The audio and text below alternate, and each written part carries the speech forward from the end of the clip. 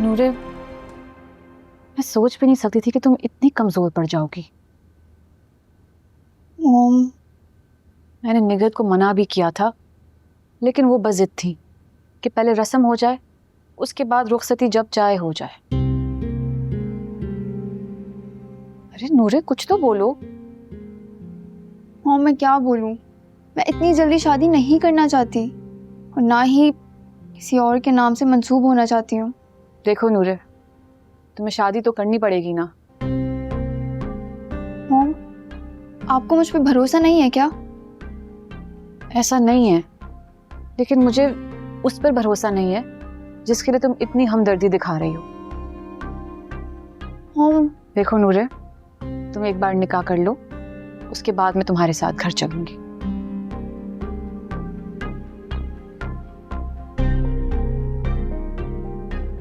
मैं अच्छा नूरे, तुम्हारे होंठों से निकले ये अधूरे अल्फाज सबूत है इस बात का कि तुम्हें मेरे फैसले पर एतराज है। तुम अब भी उस पर तरस खा रही हो जिसकी वजह से मैं मुंह छुपाने पर मजबूर हो गई सारी दुनिया से। ठीक है, तुम्हारा फैसला तुम्हारे इख्तियार में है, लेकिन उसके बाद मैं खुद को किसी ऐसी जगह गुम कर लूंगी ना, तुम्हें कभी नहीं मिलूंगी।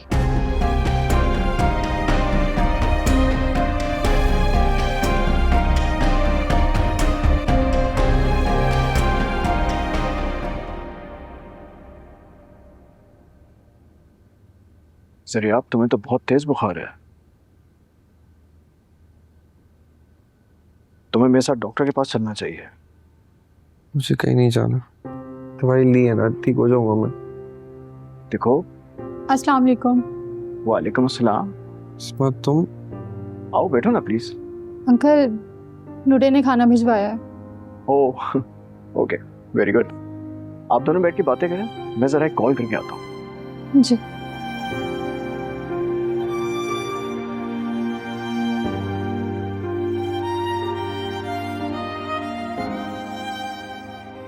कैसे हो तुम ज़रिया? तुम यहाँ कैसे आई हो? मैं यहाँ खुद नहीं आई, मुझे ज़बरदस्ती भेजा गया उस बेवकूफ़ लड़की ने जिसे तुमने गली गली बदनाम किया था। तो तुम यहाँ मुझे जलील करना आई? तुम्हें क्या फ़र्क पड़ेगा मेरे जलील करने से? तुमने कौन सा शर्मिंदा हो जाना अपने किए पर? इस्मा, एक बार सोचना ज़रूर ज़रिया, तुमने किसका दिल दुखाया है जो आज यूँ तन्हा पड़े हो, और वो शख्स जो तुम्हारी इतनी केयर कर रहे हैं, अपनी बेटी जैसी नूरे के साथ बदनाम किया गया। इसमें मेरी कोई गलती नहीं है यार, उनकी नानी की गलती है। तुमने उनकी वीडियो नहीं देखी थी? ये नौबत क्यों आई? क्योंकि तुमने नासिर अंकल के खिलाफ FIR कटवाई थी और उन पर शक किया कि उन्होंने आंटी को अगवा किया है। इस्मा प्लीज चुप हो जाओ। कैसे चुप हो जाऊं ज़रिया? आखिर मैं भी एक लड़की हूँ। कितनी अजियत का सामना करना पड़ता है जब किसी औरत के किरदार पर उंगली उठाई जाए, ये जानती हूँ मैं। क्या हो गया यार, क्या बोले जा रही हो? खाना निकालूं तुम्हारे लिए? मुझे नहीं खाना कुछ। खाना तो तुम्हें खाना पड़ेगा। नूरे ने मेरी मिन्नत की है, जब तक तुम खाना ना खाओ मैं वापस ना आऊँ।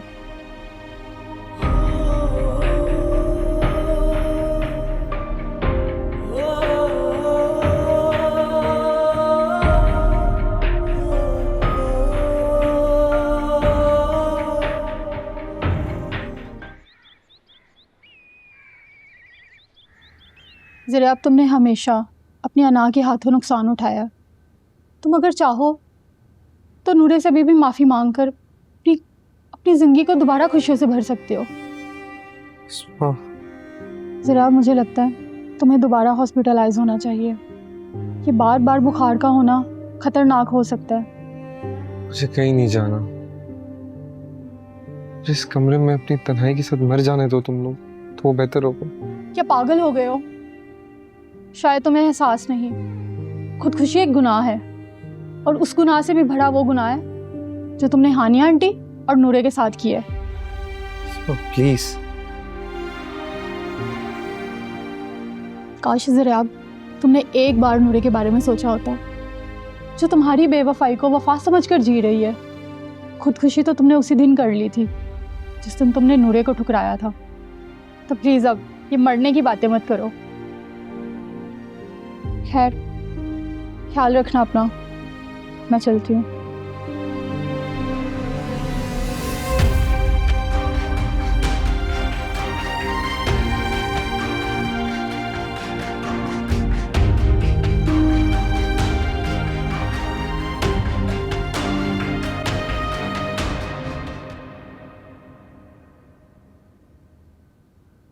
उसकी हालत बहुत ख़राब है नूरे, काबिल रहम हद तक उसे देखने वाला कोई भी नहीं।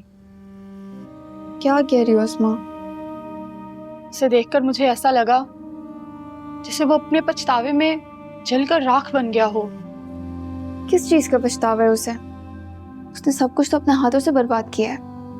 हम माँ बेटी को एक दूसरे का मुजरिम बना दिया।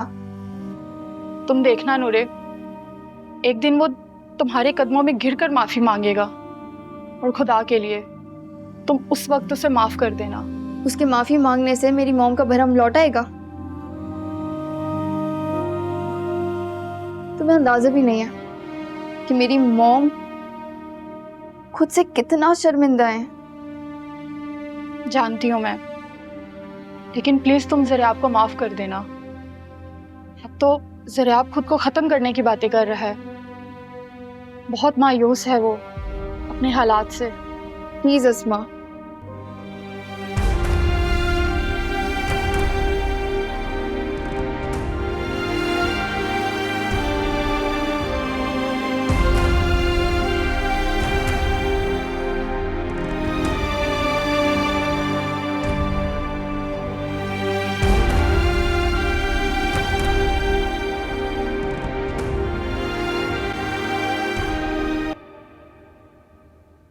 ठीक हूँ मैं। मुझे अफसोस है मैं आपके लिए अच्छी खबर लेकर नहीं आया हूँ।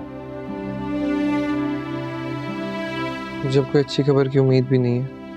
कोर्ट ने आपकी दरख्वास्त हेयरिंग के लिए मुस्तरद कर दी क्योंकि आपने सारे हुकूक अपनी मदर को वक्फ कर दिए थे। जानता हूँ ये बात को।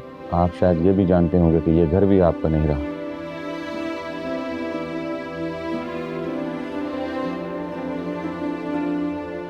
आप मुझे ये बताएं कि मुझे ये घर कब खाली करना है? जिसको ये घर फरोख्त किया है वो मुल्क से बाहर है। साल भर के बाद वापसी होगी। मेरी बात हुई थी उनसे और आपके यहाँ रहने से उन्हें कोई एतराज़ भी नहीं। नहीं, मुझे किसी की भीख की जरूरत नहीं है। जल्द खाली कर दूंगा मैं ये घर। ये रही आपकी फाइल। वकील साहब एक बात बताइए। जी। आप वकील हैं, कोई और कानूनी रास्ता नहीं है हमारे पास? वो भी सिर्फ अगर इनकी मदर चाहे तो सब कुछ अपने बेटे को वापस कर सकती हैं। नहीं, मुझे किसी भी किस्म की कोई खुशफहमी में शिकार होने का कोई शौक नहीं है। मैं चलता हूँ। चलिए मैं आपको नीचे तक छोड़। जी बहुत शुक्रिया।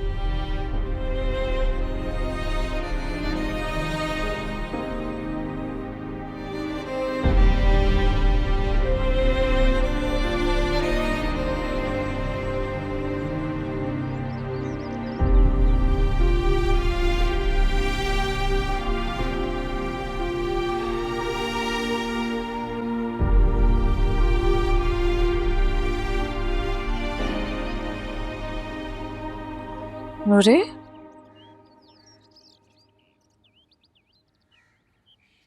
जी जी मॉम। क्या हुआ है तुम्हें? तुम रो रही हो? अस्मा ने कुछ कहा है तुमसे? और अस्मा चली क्यों गई? उसको देर हो रही थी इसलिए वो जल्दी चली गई। अच्छा, अस्मा कुछ बता रही थी?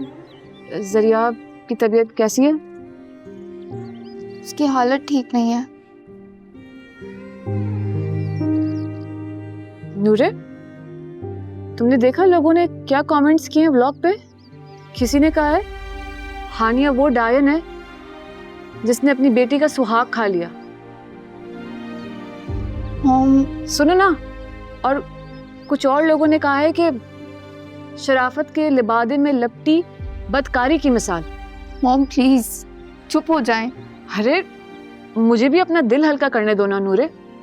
तुम्हें पता है मेरे जानने वालों ने मुझसे क्या क्या बातें की हैं, किस तरह के मैसेजेस किए मुझे कि मैंने अपनी बेटी की खुशियों के साथ खुदा के लिए मॉम, चुप हो जाएं। नूरे, इन्हीं सब बातों की वजह से मैं ये गुमनामी की जिंदगी गुजारने पर मजबूर हुई हूँ। लेकिन फिर नासिर ने मुझे ढूंढ निकाला और अब फिर वही सब कुछ शुरू हो गया है।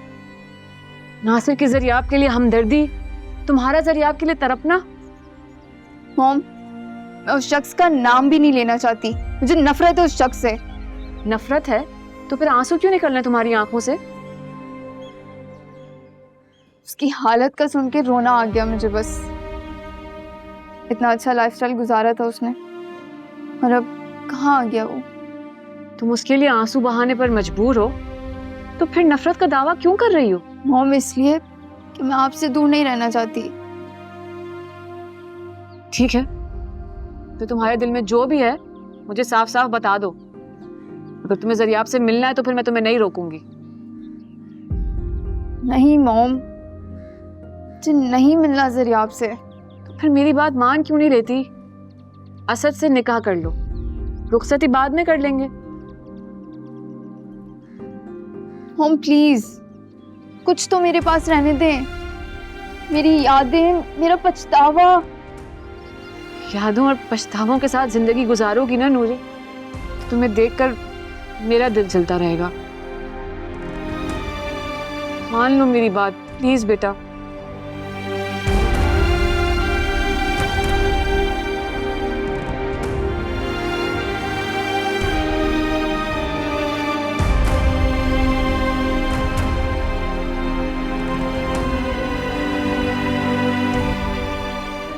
चलो जरिया, तुम रेस्ट करो, मैं जरा घर जा रहा हूँ, कपड़े लेके फिर आता हूँ तुम्हारे पास।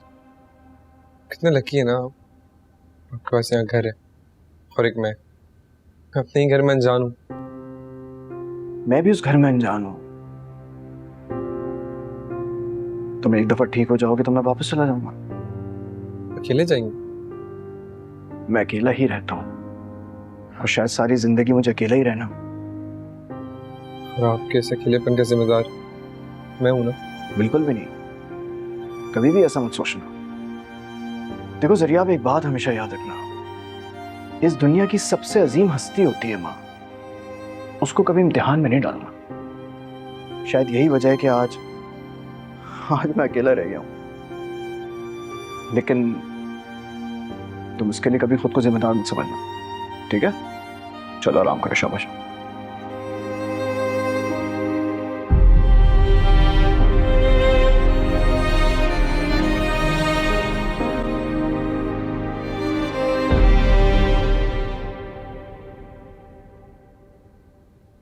नूरे,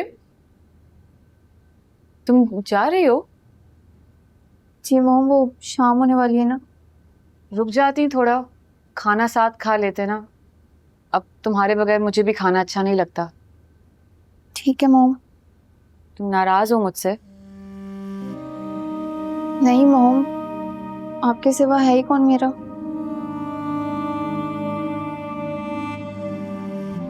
नूरे, जी अंकल, वो मैं जानता हूं तुम क्या पूछना चाहती हो। जरियाब की हालत तुम्हें अस्मा ने बता दी होगी। नासिर, जरियाब की कोई भी बात नूरे से करने की कोई जरूरत नहीं है। वो अपना माजी भुला चुकी है। हानिया प्लीज, तुम्हें नूरे की जज्बात का ख्याल रखना चाहिए। प्लीज नासिर, मेरे सामने मेरी बेटी को भड़काने की कोशिश मत करो। अच्छा, मुझे नूरे से बात करनी है। कोई जरूरत नहीं है, मैं तुम्हें इसकी इजाजत नहीं दूंगी। नूरे, तुम जाओ यहां से। मॉम, जाओ, मैंने कहा।